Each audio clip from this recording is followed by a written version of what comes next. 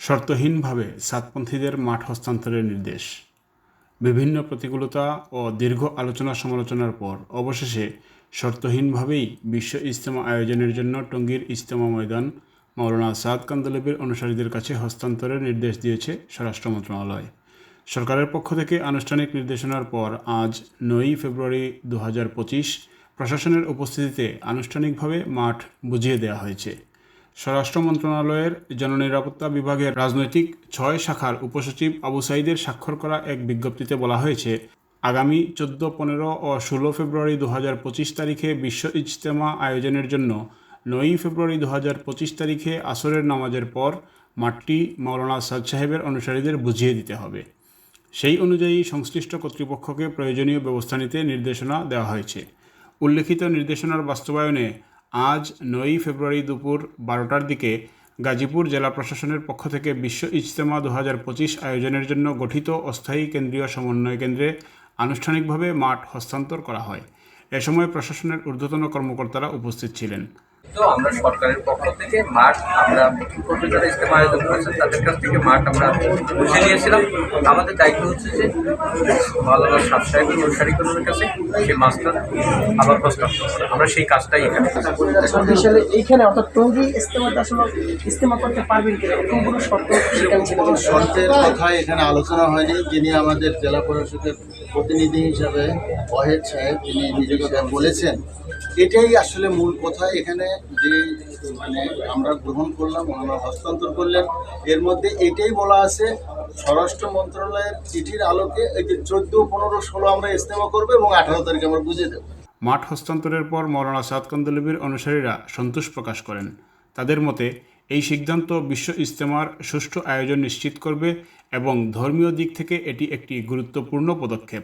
আমরা আজ 9 ফেব্রুয়ারি টঙ্গীর ময়দান প্রশাসনের কাছ থেকে নিজামুদ্দিন অনুসারী সাথীরা দুপুর 12:30টার সময় আনুষ্ঠানিকভাবে প্রশাসন আমাদেরকে হস্তান্তর করে। আগামী 14, 15, 16 তারিখ 2025 ফেব্রুয়ারি যে আমাদের টঙ্গী ইজতেমা, সেই ইজতেমার জন্য আলহামদুলিল্লাহ ইতিমধ্যে আমাদের নজমের সমস্ত জামাতগুলো ময়দানে যার যার নজমের যতটুকু সংস্কার দরকার সেই কাজগুলো শুরু করে দিয়েছে এবং পাহারার সাথীরা ইতিমধ্যে এসে পৌঁছেছে।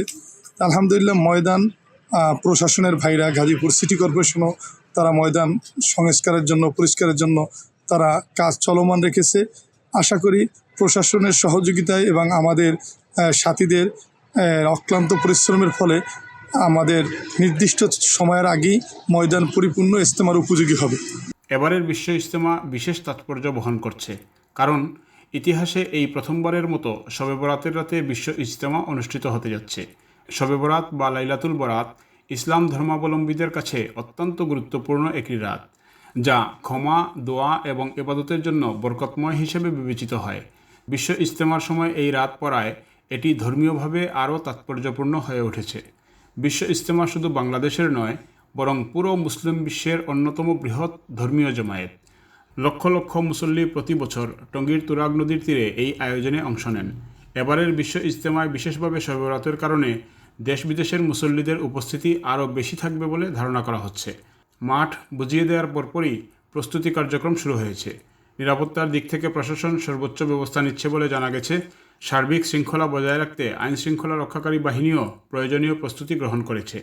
তাবলিগ জামাতের এই বিশ্ব ইজতেমা শুধু ধর্মীয় সমাবেশ নয়, এটি একটি বৃহৎ ইসলামী শিক্ষা ও দাওয়াতের কেন্দ্রবিন্দু। এবার শবে বরাতের সাথে ইজতেমার দিনগুলো মিলে যাওয়ায় ধর্মপ্রাণ মুসলমানদের জন্য এটি আরও তাৎপর্যপূর্ণ হয়ে উঠেছে।